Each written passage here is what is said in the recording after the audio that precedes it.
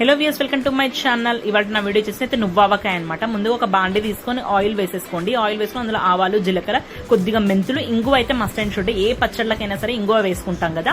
So ఇది మా చెల్లెలకి చాలా ఫేవరెట్ రెసిపీ అనమాట. మ్యాంగో పీసెస్ నేనైతే ఒక కప్పు తీసుకున్నాను. కొద్దిగా పసుపు, ఎల్లిపాయలు వేసేసుకోండి. అందులోనే ఆవాల పొడి వేసుకోండి. ఒక 3 స్పూన్స్ వేసేసుకోండి. ఎక్కువ వేసుకోకండి, ఆవాల ఘాటు వస్తుంది. సో అందుకోసం చూసుకొని వేసేసుకోండి. ఆ తర్వాత నువ్వులు కూడా డ్రై రోస్ట్ చేసి గ్రైండ్ చేసి పెట్టేసుకున్నాను అనమాట. అందులోనే ఉప్పు, నువ్వుల పొడి కూడా వేసేసుకుని బాగా మిక్స్ చేసేసుకున్న తర్వాత ఈ ఆయిల్ మనం ఇందాక పోపు పెట్టుకుంది ఏదైతే ఉందో అది చల్లగా అయిన తర్వాత మాత్రమే మనం ఇందులో మిక్స్ చేసేసి మనం స్టోర్ చేసేసుకోవచ్చు అనమాట. ఇది 1 ఇయర్ 1.5 ఇయర్ వరకు స్టోర్ ఉంటుంది. మనం ఒకవేళ జాగ్రత్తగా వాటర్ తగలకుండా అయితే మనం పెట్టుకుంటే టేస్ట్ అయితే చాలా బాగుంటుంది. కొద్దిగా మనకేంటంటే ఆవాల ఫ్లేవర్ ఘాటుగా అట్లా ఉంటుంది.